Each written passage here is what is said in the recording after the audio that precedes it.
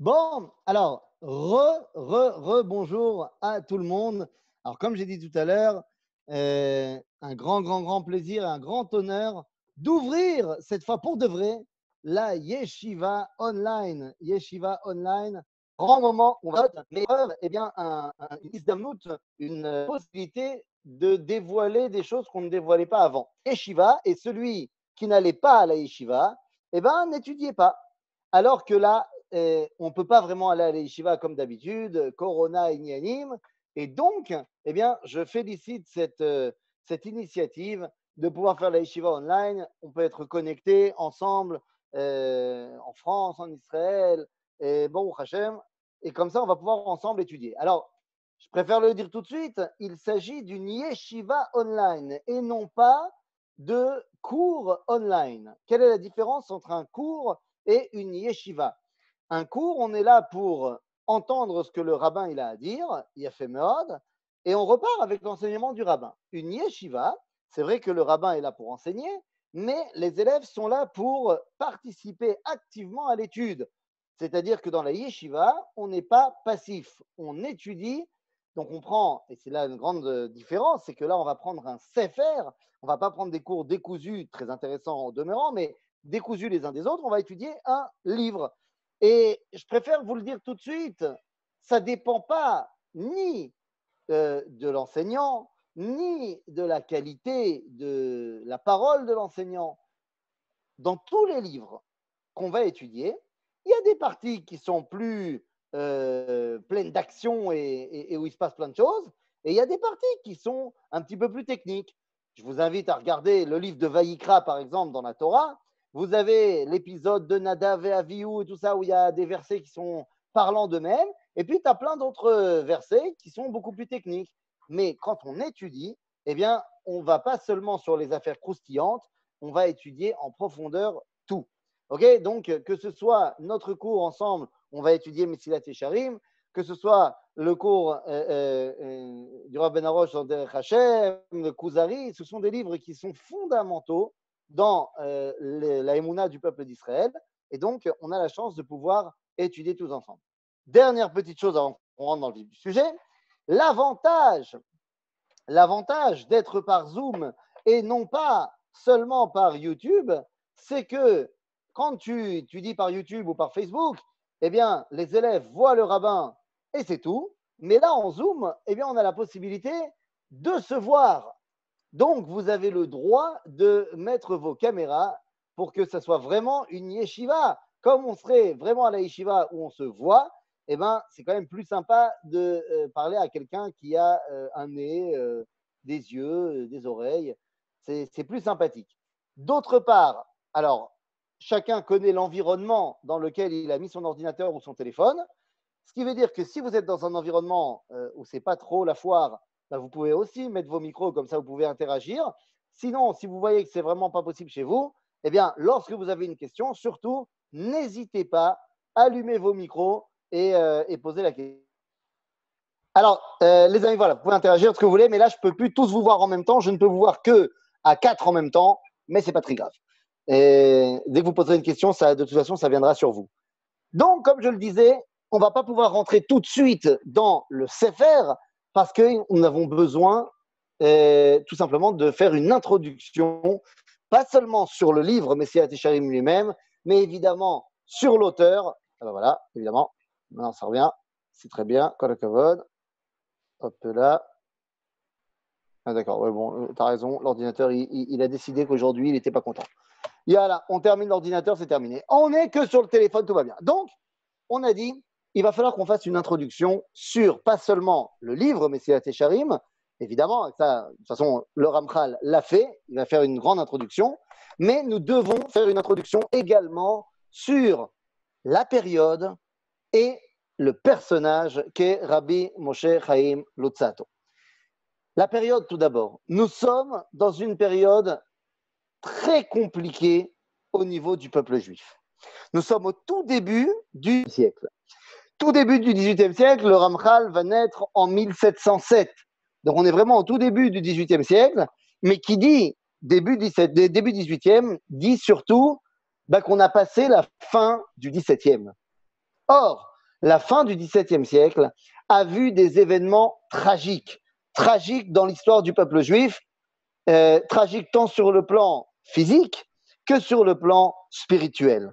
Alors, vous faites allusion à Shabtai Tzvi, bien sûr, Shabtai Tzvi, mais il y a eu d'autres. Par exemple, j'aurais commencé personnellement avec les pogroms de Chmelnytsky.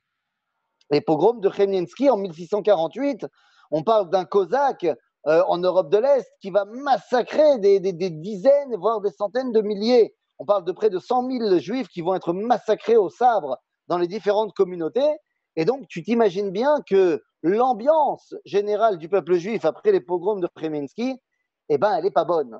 Évidemment qu'elle n'est pas bonne. C'est-à-dire qu'il ne fait pas bon vivre être juif, pas seulement en Europe de l'Est, mais nulle part en Europe. Il ne fait pas bon vivre être juif du tout. Bien que d'un autre côté, nous commençons à bien cerner la Renaissance et que en Europe de l'Ouest, eh bien, c'est un antisémitisme qui est déguisé, eh bien, c'est un antisémitisme quand même. Donc, c'est la première problématique qui est la problématique physique du peuple juif à laquelle il va falloir donner un message si vous voulez, de Hidoud, un message de vous inquiétez pas, tout ira bien. Ce message, on va le retrouver grandement dans la chassidoute.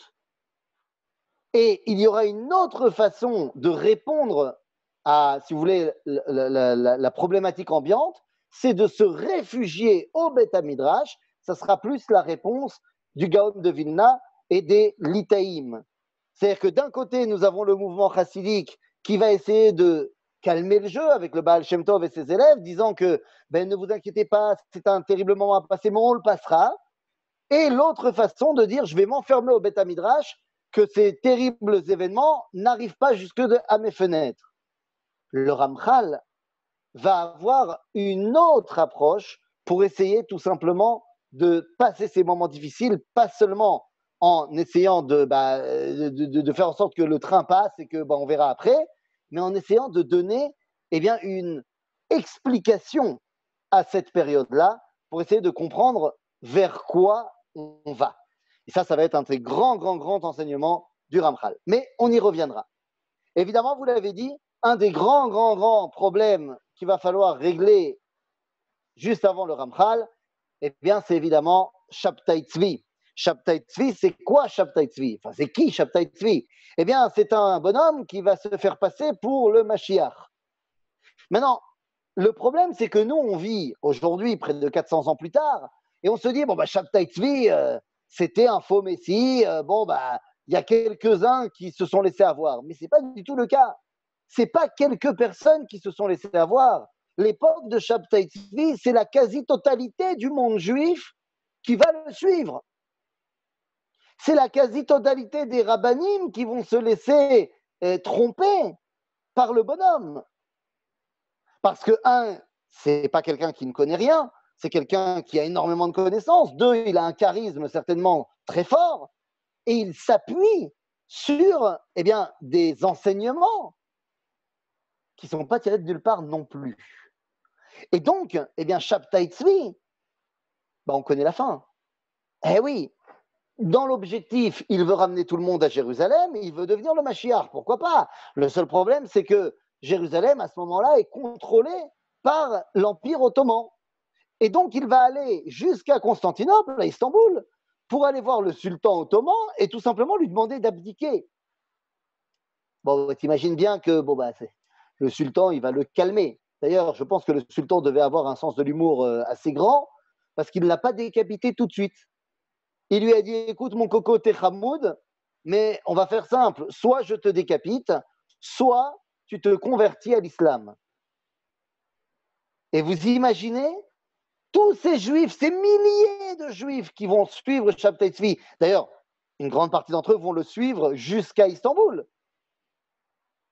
Le voir sortir du palais du sultan, se prosterner et crier Allahu Akbar, vous imaginez la déconfiture totale, d'autant plus que ça va s'accompagner de pas mal de pogroms, de ceux qui justement ne veulent pas entériner le mouvement de Shabtai Tzvi et ne se convertissent pas à l'islam. Il y a eu un grand retour de nombreux tchouvot, c'est pour cela que les rabbins ont eu du mal j'ai pas vu la fin, C'est pour ça que les rabbins ont eu du mal à quelque chose. À se À mobiliser prendre... clairement.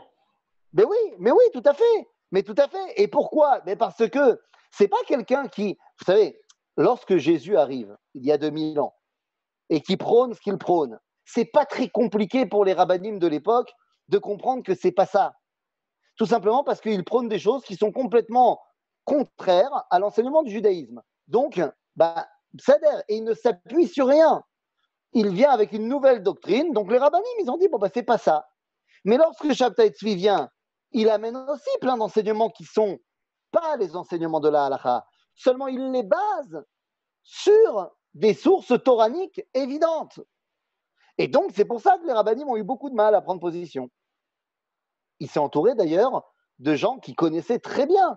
Quand vous prenez un de ceux qui a été son plus grand, je ne vais pas dire élève, mais élève, annonciateur, mentor, comme vous voulez, Nathan, voilà, de Gaza, Nathan Azzati, eh bien, c'est quelqu'un qui a sans aucun doute Talmid Chacham Gadol.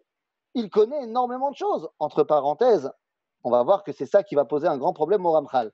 Mais n'allons pas plus vite que la musique.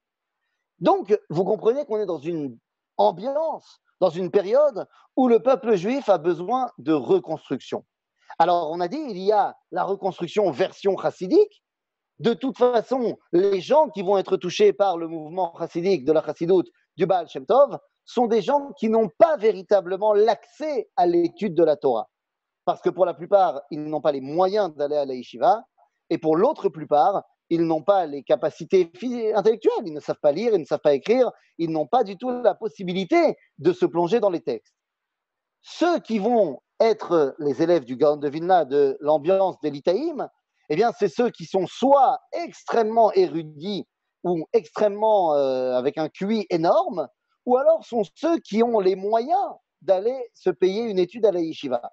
Donc, on parle finalement de deux camps qui sont finalement pas très grands et qui sont très éloignés l'un de l'autre. Quand on parle des grandes yeshivot de Lituanie, la yeshiva de Vologine, les amis, au départ, on ne parle pas de nombreux élèves.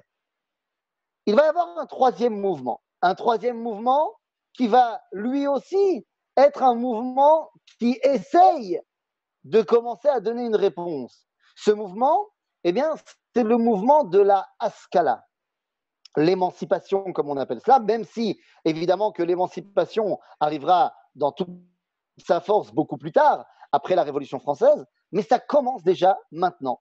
Et l'émancipation, la Haskala, vient et dit essayons de nous intégrer dans la culture mondiale tout en gardant notre judaïsme pour nous. Ça va être l'enseignement de Rabbi Moshe Mendelssohn, lorsque Moshe Mendelssohn nous dit Heve Yehudi bebetecha ve'adam betzetecha, soit un juif à la maison et un homme du monde à l'extérieur. L'enseignement donc de la Haskala vient essayer de donner une autre approche à ce renouveau du judaïsme, un judaïsme à la maison et être un homme du monde à l'extérieur. Là aussi, ça va toucher pas mal de monde. Le Ramchal, comment vous dire, c'est un mix de tous. C'est-à-dire que quelque part, tous se revendiquent du Ramchal. C'est-à-dire que chez les Chassidim, vous allez trouver énormément qui vont se rattacher au Ramchal. Le Gaon de Vilna dira Bichlal que si il était encore en vie, eh bien, il irait depuis la Lituanie jusqu'en Italie à pied pour rencontrer l'auteur du Messilat Yesharim, tellement il voulait se revendiquer de lui. Les hommes de la Haskala, évidemment, vont se revendiquer de Ramchal pour d'autres raisons, parce que le Ramchal, pour eux, est le véritable réinventeur de la langue hébraïque. Oui, quand nous, on parle de la résurrection de l'hébreu, eh bien, tout de suite, on imagine Eliezer Ben Yehuda. Et on se dit, la rue Ben Yehuda à Jérusalem, le glacier en bas de la rue qui cartillonne, la Katsefet, on est content. Mais pour le mouvement de la Haskala, c'est bel et bien Ramchal qui va être celui qui va renouveler la langue hébraïque. Pourquoi? Pas parce qu'il a écrit des livres de Torah en hébreu, ça tous les rabbins l'ont fait depuis toujours. mais parce qu'il va écrire des livres, pas de Torah, en hébreu. Comment ça, des livres pas de Torah en hébreu? Je commence à citer un petit peu de ses ouvrages. Ça va faire partie de notre introduction, mais simplement pour que vous compreniez de quoi on parle. Le Ramchal va écrire, par exemple, eh bien, des livres de logique. Voilà, pour en comprendre comment ça marche, la logique. C'est quoi? Par exemple, il a écrit un livre qui s'appelle Sefer HaHigayon. Il écrit également un livre qui s'appelle Sefer HaMelitza, dans lequel il explique la rhétorique. C'est pas de la Torah. Naron. Par exemple, il écrit également un livre qui s'appelle Sefer HaDikduk. Le Ramchal a écrit un livre de grammaire hébraïque. Il va également écrire des pièces de théâtre. Oui, tout à fait. Des pièces de théâtre, et pas des moindres. L'une de ces pièces s'appelle Maaseh Shimshon, qui tourne autour de l'histoire de Shimshon. L'un va s'appeler Migdal Oz, La Yeshtarim Te'ila. Maintenant, ne croyez pas qu'il s'agit simplement de pièces de théâtre. Pourtant, il me semblait que le Ramchal n'a jamais mis les pieds en Israël. Eh bien, il vous semblait faux. Le Ramchal est parti en Eretz Israël. On va y revenir léat léat. J'essaie de construire les choses de manière chronologique, doucement. On va arriver au Ramchal en Israël. D'ailleurs, tous ces livres qu'il écrit en hébreu, il ne les écrit pas en Israël. C'est justement pour ça que là, Scala se revendique de lui. Parce que s'il avait été en Israël et qu'il parle en hébreu, personne n'aurait dit que c'est un grand chidouche. Je termine simplement sur mes pièces de théâtre, car les pièces de théâtre du Ramchal ne sont pas simplement, c'est pas du Shakespeare. Ce sont des pièces de théâtre dans lesquelles il va, par l'outil du théâtre, eh bien, essayer d'enseigner des fondamentaux de la Kabbalah. En fait, ces pièces de théâtre sont des enseignements du Zohar, tout simplement. Mais, vous savez quoi? On a été un petit peu trop vite. Revenons à l'origine. Ramchal, Rabbi Moshe Chaim Luzzatto, vient d'une famille de Talmidei Chachamim, d'une famille de gens qui sont baignés dans la Torah. Il est le fils de Rabbi Yaakov Chai Luzzatto. Et Ramchal, le petit Reb Moshe Chaim, il est évident que très vite, tout le monde comprend qu'il a des capacités intellectuelles bien au-delà de la moyenne. Bien au-delà de la moyenne, il va passer la plus claire de sa jeunesse, pratiquement tout son temps, chez son oncle. Il habite à Padova, en Italie, et il a un tonton dont le nom m'échappe. Je ne me rappelle plus.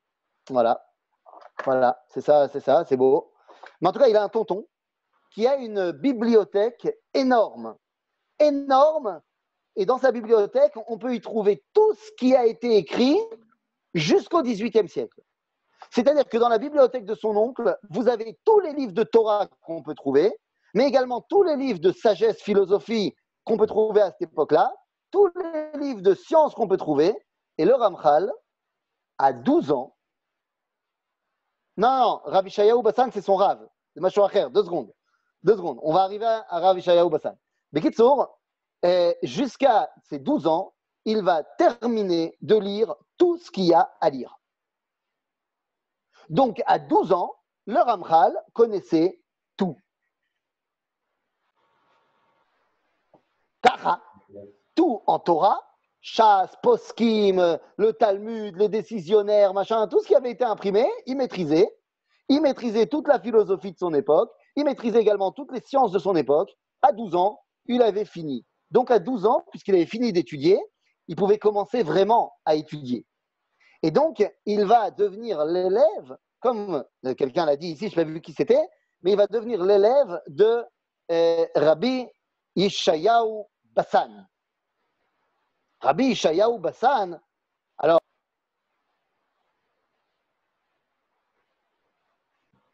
Ah, putain, on a perdu le son. Ouais, ça y est, t'es revenu. T'es revenu? On est revenu ou pas? Oui, tout à fait. Oui, Yofi. Je vais essayer de revenir sur l'ordinateur parce que je vois que si des gens m'appellent, évidemment, eh bien, le Zoom pense que le téléphone est plus important que le Zoom. Voilà. Il semblerait que. C'est pas Rabbi Ah ben. Binyamin Cohen, Vitali? Attends 2 secondes, toi aussi tu vas trop vite. attendez 2 secondes. J'essaye de me remettre bien comme il faut. Hein. La technologie, c'est génial, mais que quand ça marche en fait. Alors, voilà, j'essaye de me remettre sur le Zoom par l'ordi. Ça devrait le faire, je pense. Hop là, tac, tac. Hop là, tac, tac.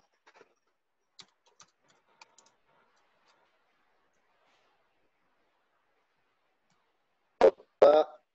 Voilà, tu m'entends? Je vois que vous êtes connecté, Rav, mais on ne vous voit pas. Et je ne sais pas si on vous entend avec le téléphone ou si c'est avec l'ordinateur. Parce Pourquoi? qu'on va-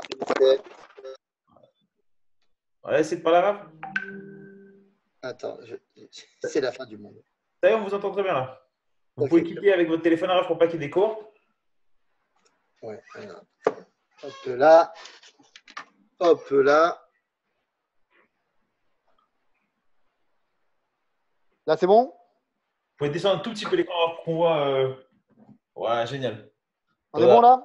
C'est bon, nickel. Super. Yofi. Donc, bien branché. Félicia, enfin, je te vois. Ah, ça fait plaisir. Avant, je ne te voyais pas. Yofi. Depuis tout le temps. Ben oui, mais moi, je ne voyais pas parce que dans mon téléphone, je ne voyais pas tout le monde. Ok, tout va bien. Tov. Alors bon, donc, on était sur Rabbi Ishayahu Bassan. Alors, il est effectivement l'élève de Rabbi Ishayahu Bassan. C'est un nom qui ne va pas forcément.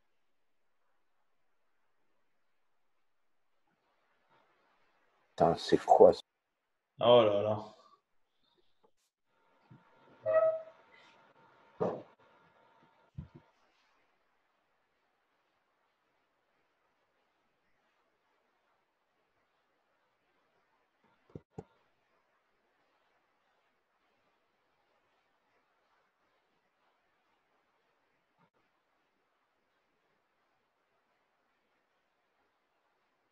Bon, bah, quand ça veut pas, ça veut pas. Hein.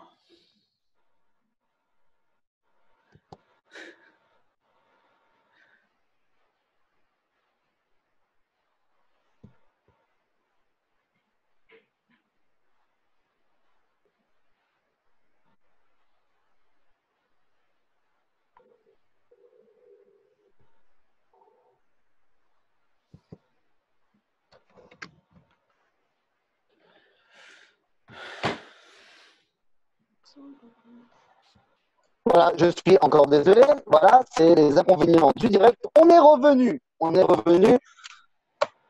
Voilà. C'est bon? On est revenu? C'est reparti. Vous m'entendez? On vous entend. Oui, oui, non, non. On vous entend. Faites-moi un signe. Oui, On m'entend pas, Houston? oui, Yala. Oui. Super. oui. Donc, je suis désolé de ces bugs. Quoi qu'il en soit, Rabbi Ishayahu Bassan est l'élève de Rabbi Binyamin Alevi, Cohen, qui lui-même est l'élève de Rabbi Moshe Zakut, qui lui-même est l'élève de Rabbi Binyamin Alevi, qui lui-même est un des élèves du Harizal. Donc, en fait, on a la droite ligne entre le Hari Akadosh et le Ramchal. Hari, Rabbi Binyamin Alevi, Rabbi Moshe Zakut, Rabbi Binyamin Cohen, Rabbi Ishayahu Bassan, Ramchal. D'accord? D'ailleurs, entre parenthèses, petite anecdote. Allez, juste pour le kiff. Juste pour le kiff. Je ne sais pas s'il y a des gens qui ont déjà fait l'armée. Alors, Fison, est-ce que vous nous entendez? Mais ceux qui ont déjà fait l'armée en Israël, eh bien, vous savez qu'à l'armée, tout passe par des rachetés fautes. Tout passe par des initiales. Et chaque titre, il a des initiales. Le son est très mauvais. Le son est pas bon? Là, c'est pas possible. Là, le son est bon? Ah, Là, c'est bon? Là, on est bon? essayez de bouger un petit peu le boui-boui là que vous mettez dans le téléphone. Là, c'est bien? C'est pas exceptionnel. Ah. Essayez sans micro arabe, c'est possible? Là, je suis sans micro. Mais je pense que c'est juste l'ordinateur qui fait interférence. Non, mais l'ordinateur, je ne l'ai pas allumé le zoom de l'ordinateur, mais je peux enlever l'ordinateur complètement. Oh là là là là. Eh, dans un Beth Midrash, il n'y a pas tous ces problèmes quand même. Hein. On m'entend ou pas? On vous entend mal, alors. C'est saccadé. C'est saccadé. Là, là, là, là, là.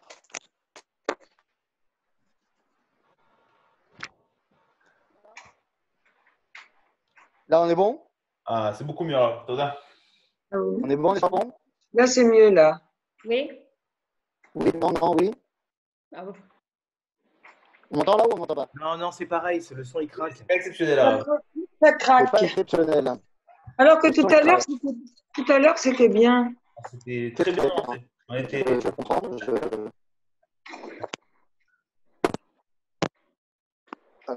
Pas bien, j'essaie de changer les couleurs. C'est le son, alors la vidéo est très bonne. C'est surtout le son. C'est le son. C'est le son. Je vais essayer de trouver un autre écouteur. 2 secondes. Hop là. Les inconvénients du direct, bien sûr.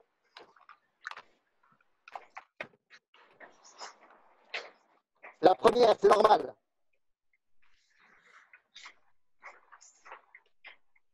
La Dvarim Agdolim Yesharbe Ikuvim. Les grandes choses ont besoin de grands trucs qui les empêchent de se réaliser. et des Donc, détours. Des détours, exactement. Alors, on change.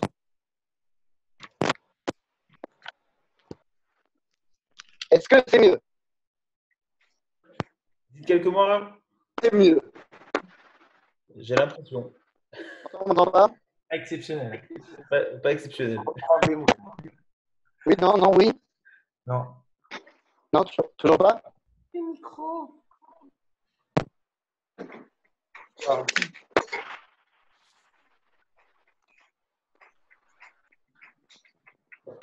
Là, toujours pas? Non. Alors, qu'est-ce qu'on fait? Qu'est-ce qu'on fait dans cette histoire? Asseyez-vous là, Vétan, et commencer à parler, on va voir. Ben non, mais s'ils ne m'entendaient pas, ça sert à rien. Non, on vous entend, mais saccadé. C'est pas fluide. Ben, c'est pas kiffant du tout. Éteignez tous les micros d'abord. Kiffant. Fermez le micro. Ah. Je vois que.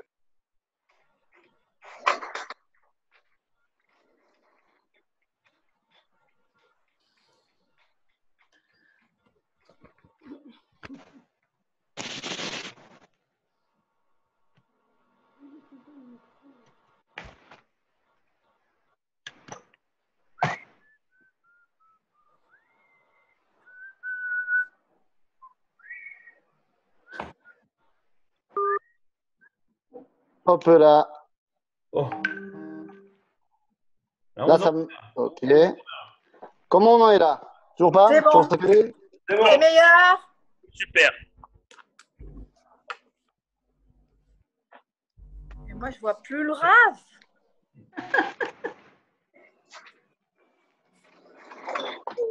Ah, mais c'est Annette. Là, on est là ou on n'est pas là? On est là, alors. Et ça marche? Problème, on est là. Très bien. C'est bon, on y va, on y Là, on ne touche plus à rien. On ne touche plus. Très bien. Donc, on a vu la filiation qu'on avait entre le Harizal et le Ramchal. Avant de vous quitter, j'étais sur mon anecdote. Et je disais que à l'armée, en Israël, tout passe par des initiales, par des rachet tevot. Et le Machat, c'est le Mefaket Rativa, tout ça, tout est dans rachet tevot. Et donc, un jour, je me suis baladé dans une base et j'étais là où je ne devais pas être. J'aurais dû être en train de travailler quelque part et j'étais pas là-bas. J'étais en train de me la couler douce à un autre endroit. Et tout d'un coup arrive un officier qui est responsable de la discipline, on va dire, un rassar, et il me dit « Hayal, soldat, maintenant c'est pas. Qu'est-ce que tu fais là ?» Et là, je lui ai dit « Mani ?» Il dit « Ken ?» Il dit « Ma, t'as le Miani ?» Il dit « Non, Miata. » Je lui dis « Tu sais qui je suis ?» Il m'a dit « Non, qui es-tu ?» Je dis « Avalania Ramchal. » Et comme Et comme la personne ne savait absolument pas qui était le Ramchal, et que tout le monde sait qu'à l'armée on utilise des initiales, mais personne ne sait ce que veulent dire vraiment les initiales, alors il pensait que c'était quelque chose d'important. Alors il m'a dit Tov, Tov, Tov, Astamshir. Alors continue à être le Ramchal. Donc j'ai été le Ramchal pendant 5 minutes. C'était très lourd à porter. Mais enfin bon, quoi qu'il en soit. Donc on a fait l'affiliation entre le Harizal, Rabbi Binyamin Halevi, et Rabbi Moshe Zakoud, Rabbi Binyamin Cohen, Rabbi Yisraël Bassan et le Ramchal. Donc on voit quand même que c'est quelqu'un qui a une filiation de l'enseignement, pas n'importe laquelle. D'ailleurs, dans un livre qui s'appelle Igrot à Ramchal, où on a retrouvé ses lettres, eh bien le Ramchal va dire quelque chose d'énorme. Et ne commencez pas à me dire qu'il était un but de sa personne. Il était tout simplement très au fait de sa personne. Le Ramchal écrit que Akadosh Baruch Hu a envoyé Moshe Rabbeinu pour transmettre la Torah au peuple juif. Seulement, dans cette Torah, il y avait des secrets. Et les secrets transmis par Moshe, eh bien, n'étaient pas forcément à la portée de la compréhension du peuple juif. Il a donc envoyé Rabbi Shimon Bar Yochai pour éclairer le peuple juif de ses secrets avec le Zohar. Le problème, c'est avec le Zohar, exactement. Le problème, c'est que lorsque le Zohar est sorti, tout le monde ne comprenait pas. Le Zohar était quand même assez compliqué à comprendre. Et donc, Mystérieux. le Ramchal dit, mystérieux. Donc, le Ramchal dit, il a finalement envoyé le Harizal, Rabbi Yitzhak Luria Ashkenazi, pour dévoiler les secrets qui étaient encore cachés dans le Zohar. Le problème, c'est que le Hari a expliqué des choses, mais tout n'était pas clair. Et donc, Akadosh Baruch Hu m'a envoyé moi pour expliquer ce qui n'était pas clair dans le Harizal. Donc, le Ramchal se voyait être directement la succession de Rabbi Shimon Bar Yochai et du Harizal. Le seul truc, c'est qu'il avait raison. Le rôle qu'a joué le Ramchal va être de nous enseigner une Torah extraordinairement profonde dans des kélim, dans des outils qui vont être compris et tellement compris que repris, comme on a dit tout à l'heure, par plein de courants différents. Il y a évidemment un dernier courant qu'on n'a pas cité, qui se revendique évidemment du Ramchal, c'est le courant de Torah Moussar, de Rabbi Israël Salanter, les sages de la morale, qui vont évidemment s'appuyer sur Messilat Yesharim, mais ça, on y reviendra. Donc, on a dit, le Ramchal à 12 ans avait fini d'étudier, il a commencé donc à étudier vraiment, et à 15 ans, parce que voilà, il s'est dit que 15 ans c'était assez vieux, qu'il aurait pu le faire à 12 ans, mais il a dit, bon, si je le sors à 12 ans, les gens ils vont commencer à jaser. Donc il a attendu d'avoir 15 ans pour écrire son premier livre. Oui, effectivement, c'était très vieux. Le premier livre du Ramchal s'appelle Asara Prakim. Alors, je vous demande à tous de bien vérifier où vous étiez quand vous aviez 15 ans. Qu'est-ce que vous faisiez quand vous aviez 15 ans? Lui, à 15 ans, il écrivait le livre Asara Prakim, qui est tout simplement un récapitulatif de toute la Torah du Harizal. Bon, vite fait, quoi. Vite fait. Et donc, le Ramchal, à ce moment-là, commence à grandir. À 18 ans, il est évidemment ordonné rabbin, pas de problème. Et c'est là que les problèmes vont commencer. Pourquoi les problèmes vont commencer? Parce qu'il n'est pas marié. Et il commence à rassembler autour de lui, il a à ce moment-là 19 ans.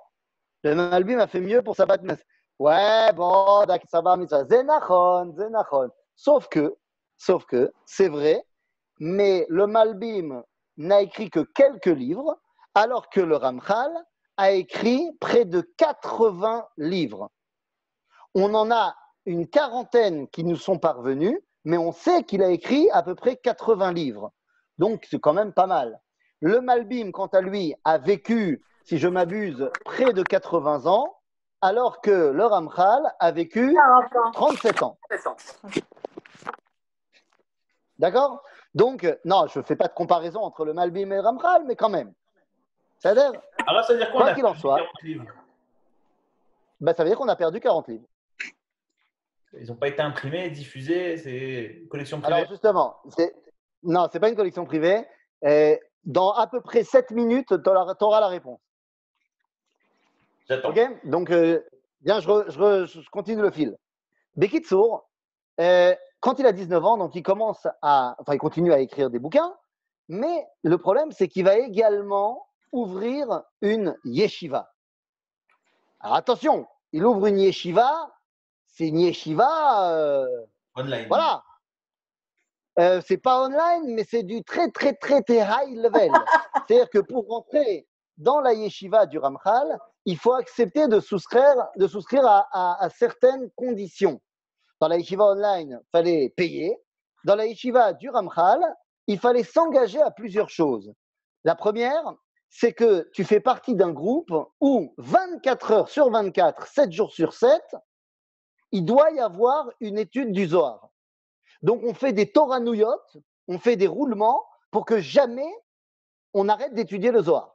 À aucun moment du jour et de la nuit. OK. Il y a une autre directive, c'est que tout ce que tu étudies ne doit pas te servir à évoluer au niveau spirituel, toi, mais doit être complètement tourné vers Tikkun Ashrina avec Knesset Israël. Ça ne doit que profiter au peuple juif. Autre chose, si jamais tu t'énerves, pour X raisons, alors les autres membres de la yeshiva doivent t'entourer et te dire la phrase « Tnu kavod l'Elohé Israël ». Parce que si tu t'énerves, c'est que tu penses qu'on t'a manqué de kavod. Or, le seul à qui on doit donner du kavod, c'est Dieu. Donc, les gens te disent « Tnu kavod l'Elohé Israël » et tu dois t'arrêter d'être énervé tout de suite. Alors, évidemment, vous avez compris qu'avec autant de directives, la yeshiva était full. Il y avait 6 élèves. Voilà.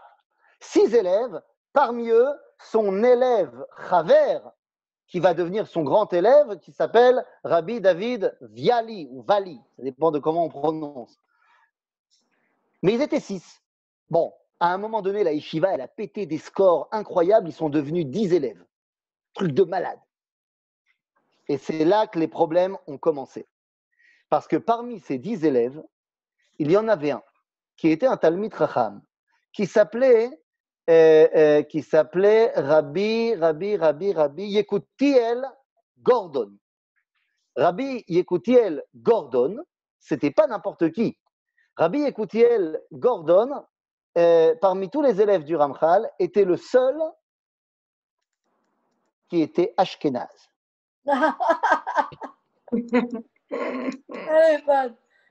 Et le problème, ah oui, parce que, entre guillemets, entre parenthèses, il y a un combat dans l'académie, dans les chercheurs. Est-ce que Ramchal était Ashkenaz ou Sfarad?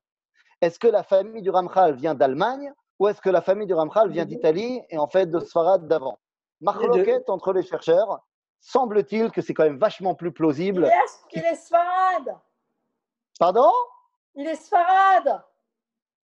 J'ai comme l'impression d'entendre dans votre voix un sentiment de comment ça? Comment on pourrait penser Sfarad. Il Bon, a la une vérité, neshama Sfarad. Ah, ça c'est sûr. Mais il semblerait effectivement qu'il soit séfarade. Rabbi Ishayahu Bassan va lui envoyer une lettre en lui disant « Mais comment est-ce que tu as pu faire rentrer un Ashkenaz dans ta yeshiva ?» Maintenant, faut comprendre l'ambiance. Qu'est-ce qui se passe? Rabbi Yekutiel Gordon, il est Ashkenaz. Or, les Ashkenazim, à cette époque-là, ils n'ont pas l'habitude d'étudier la Kabbalah. Il y a certains chougim de Mekoubalim, de Rabbi Yehuda Chassid et ses élèves, mais ce n'est pas du tout l'ambiance dans le monde ashkénaze. Résultat, et le monde ashkénaze a été encore tellement plus touché par Shabtai Tzvi que donc les gens ont vraiment peur. Donc, si tu veux, Rabbi Yekutiel Gordon, quand il arrive et qu'il entend les choses de son maître, il est fasciné par les enseignements du Ramchal. Et le grand problème, c'est qu'il va faire ce qui était interdit. Il va publier les enseignements de son maître. Oh my God. Tous les autres élèves, ils ont bien compris qu'il valait mieux pas parler en public de ce que le Ramchal y disait. Mais Rabbi Yekutiel Gordon, il va commencer à en parler. Résultat des courses, les rabbins de Padova, les rabbins de Venise, oi vavoy, ils vont lui tomber dessus, chaval al-azman.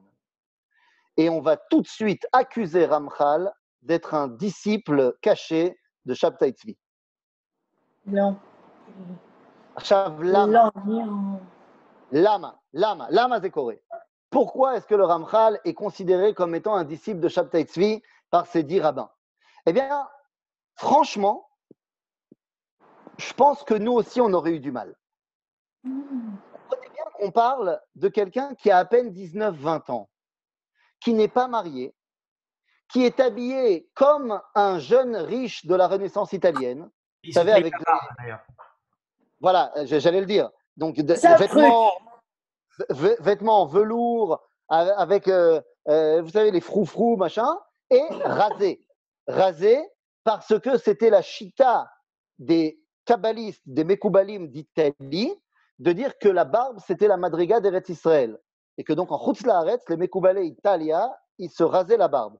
Sauf que toi, tu vois le Ramchal, un petit jeune de 19-20 ans, qui est rasé, beau gosse, tu vois, habillé à l'italienne, et qui commence à dire qu'il a un malach, qu'il a un maguide, parce qu'effectivement, il a un maguide, c'est-à-dire un dévoilement spirituel qui lui vient et qui lui dicte des livres, ben, tu m'étonnes que les rabbins, ils ont du mal. D'autant plus que le Ramchal va utiliser ce qu'on appelle des yichudim. C'est quoi des yichudim? Il va utiliser des notions spirituelles qui sont censées être uniquement dans les mondes spirituels pour les mettre en pratique dans notre monde. Et ça fait très très peur aux rabbins parce que c'était la chita de Shabtai Tzvi.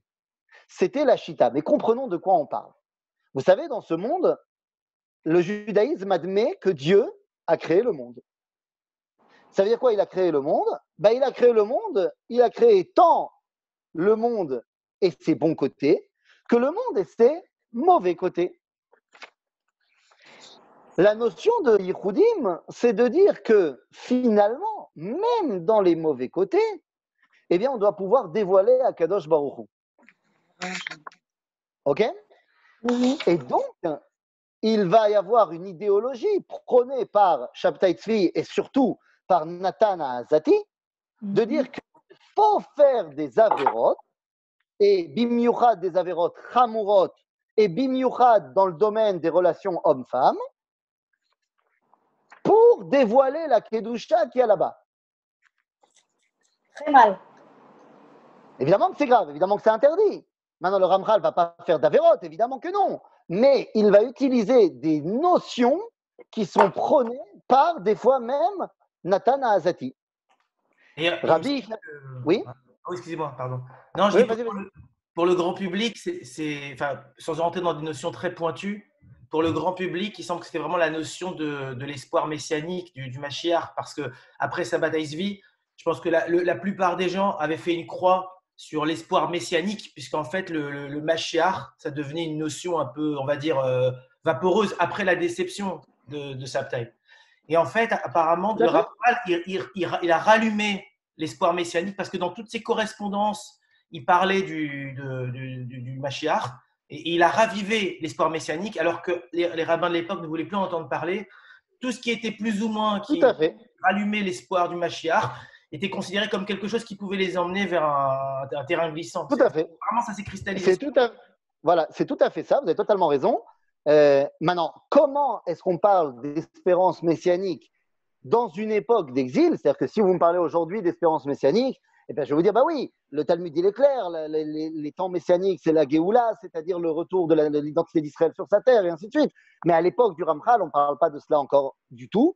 Donc, c'est quoi l'espérance messianique? Eh bien, c'est justement enlever ce massacre, cet écran qui nous empêche de dévoiler la Kedusha dans tous les domaines de la vie, et donc, ces fameux Yichudim. Les gens ont donc très peur, les rabbins ont très peur du Ramchal, le pensant comme étant un élève donc, de Shabtai Tzvi. Son maître, Rabbi Yeshayahu Bassan, va même lui envoyer une lettre en lui disant « Mais pourquoi tu fais ça?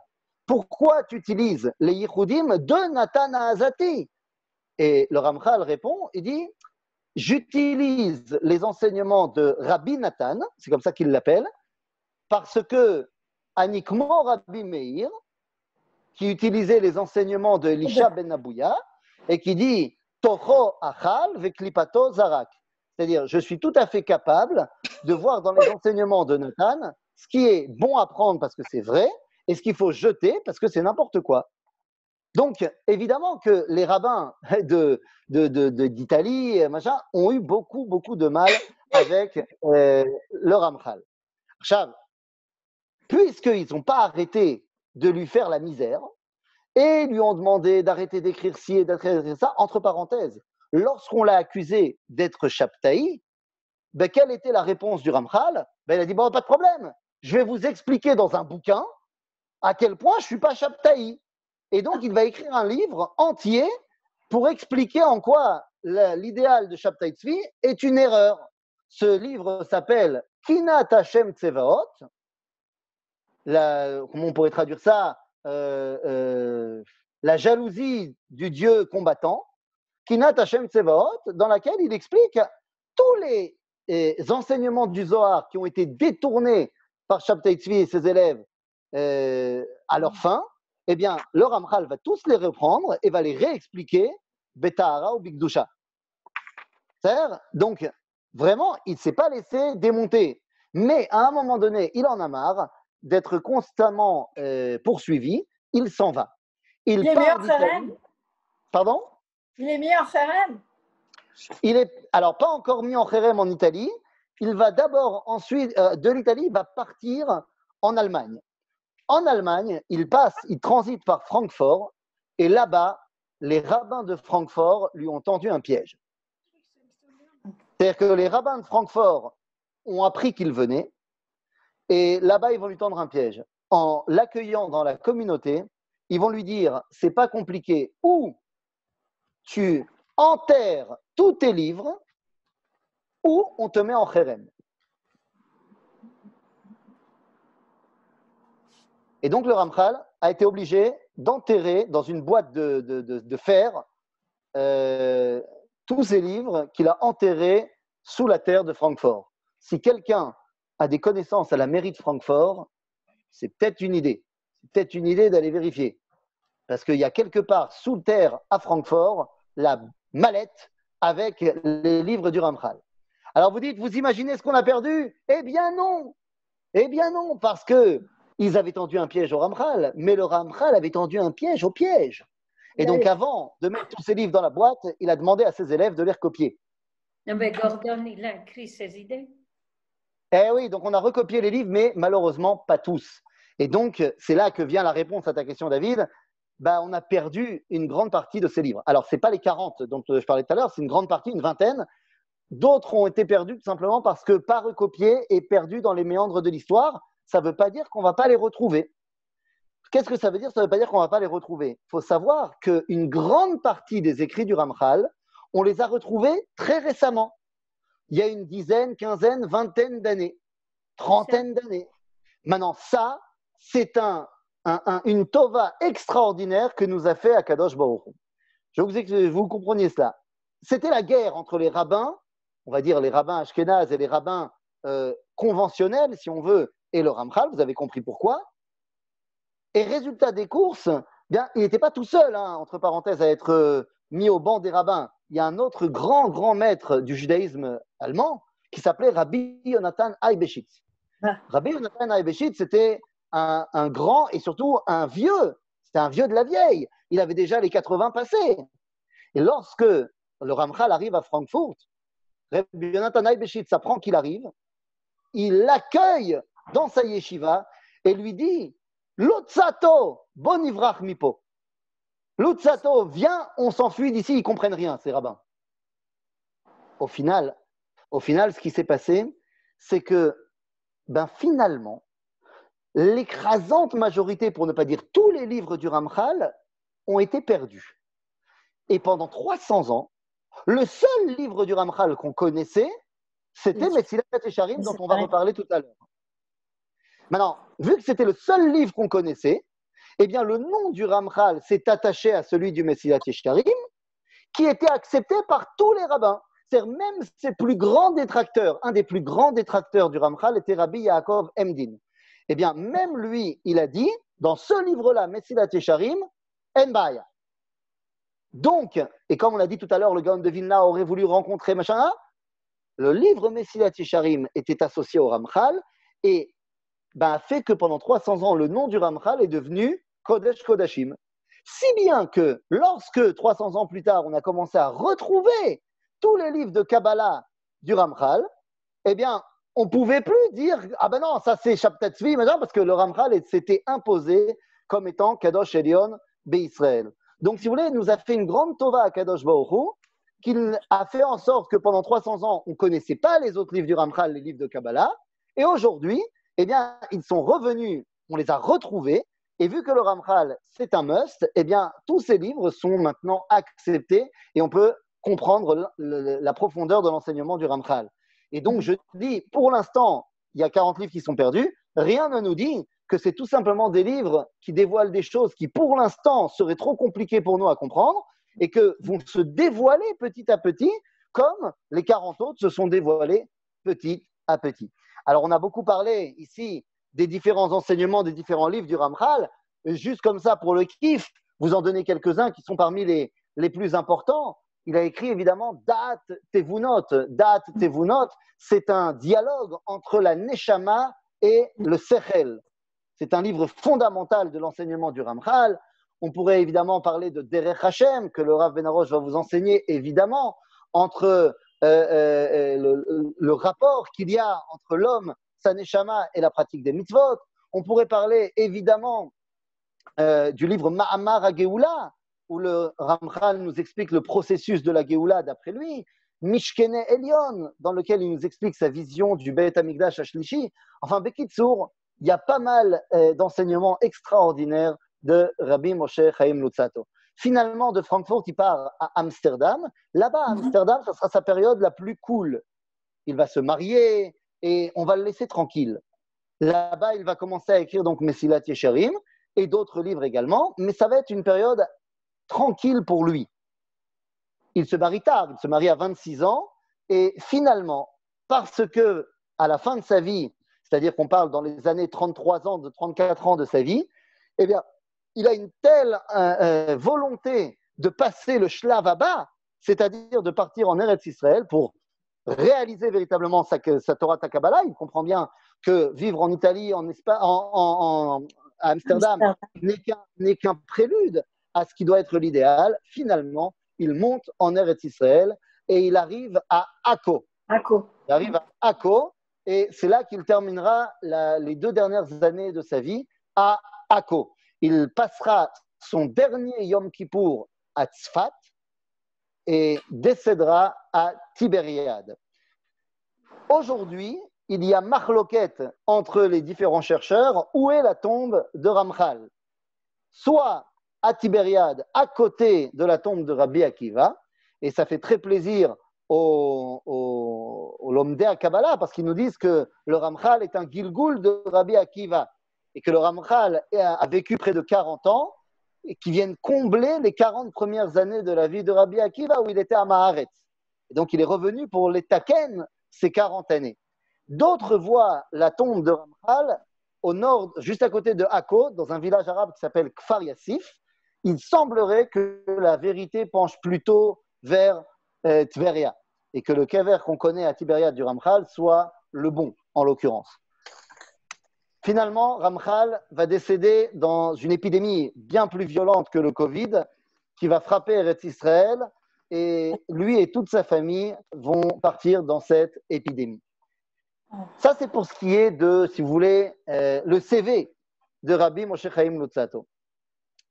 Le livre Mesilat Yesharim, qu'on va ouvrir finalement la semaine prochaine, mais le livre du Mesilat Yesharim, comme on a dit tout à l'heure, même ses plus grands détracteurs disent il n'y a dans ce livre aucun problème. Le Gaon de Vilna dira, comme je l'ai dit, qu'il aurait été prêt à marcher à pied pour rencontrer celui qui a écrit ce livre. Le livre de Mesilat Yesharim est devenu la pierre angulaire de la Torah du Ramchal. Et avant que la semaine prochaine on rentre dans le texte et dans l'introduction du texte, j'aimerais qu'on vous explique une chose fondamentale. Et ça sera notre dernier enseignement de la journée. Enfin, pour nous. Mesilat Yesharim est un livre qui est étudié dans les yeshivot, mais à mon sens, très mal étudié. Pourquoi? Eh bien parce que quand vous prenez un Bachur Yeshiva qui étudie Mesilat Yesharim, il n'étudie pas Mesilat Yesharim, il prie Mesilat Yesharim. C'est-à-dire que dans les yeshivot, on prend le livre et on le lit. on lit Messilat Yesharim. Alors que le Ramchal voulait qu'on étudie Messilat Yesharim. C'est pourquoi il en avait écrit une première version. Comment ça, Rav Dessler? Quel Rav Dessler maintenant? Pourquoi Rav Dessler? Il explique Messilat Yesharim. Ah non, il y a plein de rabbinim qui vont expliquer Messilat Yesharim, bien sûr. Nous, on ne va pas rentrer dans l'explication du Rav Dessler sur Messilat Yesharim. Nous, on va étudier Messilat Yesharim. On ne va pas passer par un autre rabbin. On va essayer de comprendre ce que le Ramchal veut nous enseigner directement. C'est pas ça que je veux dire. Je veux dire que le Ramchal, lorsqu'il écrit Messilat Yesharim, eh bien, il l'écrit dans une première version. Sa première version ne s'appelle pas Messilat Yesharim, mais s'appelle Seder Vikuach Messilat Yesharim. C'est quoi Seder Vikuach?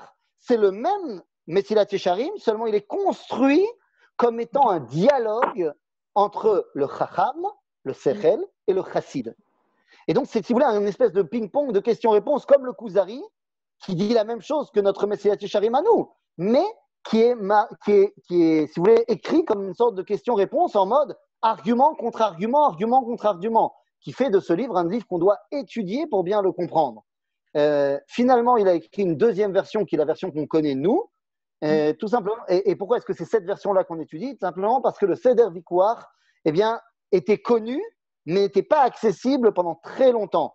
Il était dans la bibliothèque de Leningrad et il a pu être ressorti que lorsqu'on a pu sortir tous les ouvrages de l'ex-URSS. Donc, ça date de très peu de temps, ce qui fait que les gens se sont habitués à étudier le Messilat Yesharim en mode Messilat Yesharim. Et donc, c'est ce que nous également, nous allons faire dès la semaine prochaine, puisque nous avons terminé tout simplement l'introduction bibliographique de qui était ce géant du judaïsme qui était le Ramchal. Et donc, dès la semaine prochaine, nous allons pouvoir rentrer dans l'introduction du livre et nous commencerons donc à étudier Messilat Yesharim Shel Rabbi Moshe Chaim Lutzato. Voilà pour notre première introduction. Rafizon, est-ce que vous nous conseillez pour la semaine prochaine? Pardon. Rafizon, est-ce qu'on sait quelque chose sur le livre qu'il a écrit sur le Kohelet, qu'il a caché lui-même avant de partir d'Italie? Ben pareil, ça fait partie des livres que Altidagi. Non, mais il était spécial. Bien sûr qu'il était spécial. Je sais, je te connais un peu et je sais quel est ton lien avec Kohelet. Ok. Maintenant, sache que bien sûr qu'il était spécial. C'est un livre qui est Kol Kulo Kabbalah. Il vient nous expliquer quel est l'enseignement de la névoie de Kohelet dans notre monde de l'après-névoie. Maintenant, c'est pas seulement ce livre-là. Il a écrit également un livre d'ailleurs qui s'appelle Zohar Sheni, deuxième Zohar, pour expliquer le Zohar Rishon. Bon, tu comprends bien que ça n'a pas fait plaisir aux autres rabbins. Mais quoi qu'il en soit, tous ces livres sont des livres de Kabbalah. Le livre de Messilat Yesharim, c'est un livre qui lui aussi est Kol Kulo Kabbalah. Seulement, il l'a écrit sans y mettre un seul mot de Kabbalah. Ce qui fait qu'il a réussi à tromper tout son monde pour réussir à nous donner un enseignement fondamental. C'est-à-dire, donc, on rentrera dans le livre lui-même la semaine prochaine. Be'ezrat Hashem.